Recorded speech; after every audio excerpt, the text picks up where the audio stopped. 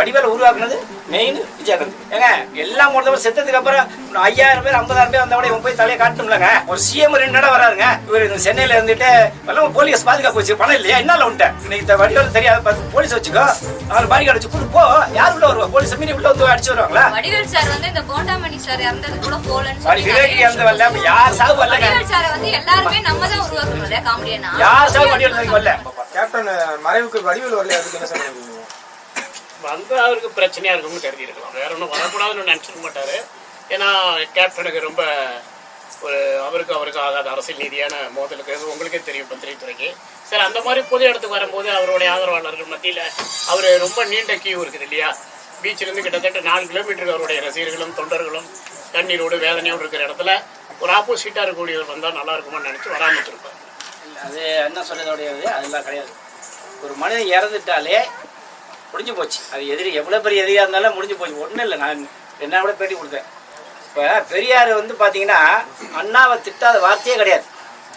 அப்படிப்பட்ட அண்ணா ஜெயிச்ச ஒன்று முதல் ஆசீர்வாதம் வாங்கினது பெரியார்கிட்ட. அதே அண்ணா இறந்தப்ப பெரியார் கடந்து கதறினார். அதே மாதிரி எம்ஜிஆர் இறந்தப்ப எம்ஜிஆர் வந்து 13 வருஷம் அவர் சாவர வரைக்கும் மரம் சேர்ந்தார். அப்போ எம்ஜிஆர் செத்தப்ப கலைஞர் வந்து முதல் ஆளாக வந்தார். அதே மாதிரி எடுத்துட்டீங்க பார்த்தீங்கன்னா பெரியார் அது மாதிரி காமராஜர் அது மாதிரி ஜெயலலிதா செத்தது கலைஞர் தெரியாது, கலைஞர் செத்தது ஜெயலலிதா தெரியாது. இவங்க 2 பேரும் இதுதான் உண்மை.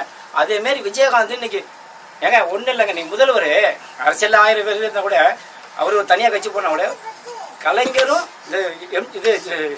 கலைஞரும் ஜெயலலிதா இருக்கக்கூடாதுன்னு சொல்லி தான் ரஜினி கமல் விஜயகாந்த் அரசியலுக்கு வராமல் இருந்தாங்க. உங்களுக்கு தெரிஞ்சா எனக்கு தெரியும். அதே மீறி வந்தாருன்னா ஆட்சி சரின்னு சொல்லி விஜயகாந்த் வந்தார். அதை மீறி இன்னைக்கு செத்துருக்காருங்கும் போது விஜயகாந்த் இன்னைக்கு வடிவேல உருவாக்குனது மெயின் விஜயகாந்த். ஏங்க எல்லாம் ஒருத்தவங்க செத்ததுக்கு அப்புறம் 5000 பேர் 50,000 பேர் வந்தா இவன் போய் தலையை காட்டணும்லங்க.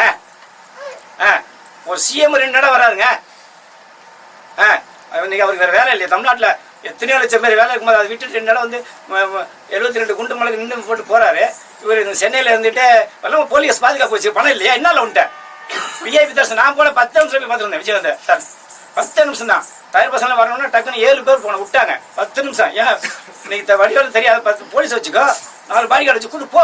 யார் உள்ள வருவா? போலீஸ் மீறி உள்ள வந்து அடிச்சு வருவாங்களா? வடிவேல் சார் வந்து இந்த கோண்டாமணி சார் இறந்தது கூட போலன்னு சொல்லி விவேக் இறந்து வரல. யார் சாவு வரல. வடிவேல் சார் வந்து எல்லாரும் நம்ம தான் உருவாக்குறோம் காமெடியனா. யார் சாவு வடிவேல் வரல.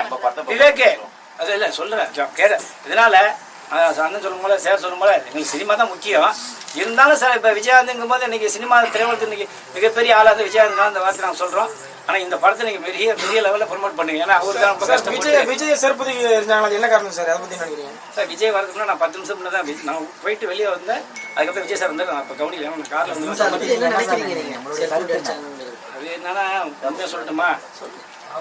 இப்போ என்னமே தெளிவாக உள்ளமா அடிக்க மாட்டான். போதையில் உள்ளவ எவனா இருந்தால் அதெல்லாம் நம்ம ஏற்க முடியாது. என்ன காரணம்? சில பேர் அந்த போதை 2 பேர் ஒரு கோட்டு வாங்கி கொடுத்தாலே சண்டை போடுறாங்க. வாங்கி கொடுத்தா வெட்டுறாங்கிறான், குத்துறான்றான், அடிக்கிறான்றான். அதனால அது விட்டுருங்க. வருவேன் நானே படத்தை மட்டும் வெற்றி பெறமாக்குங்க. நம்ம ஒரு எதிரியா இருந்துட்டு போனாங்க என்ன நடக்குங்கிற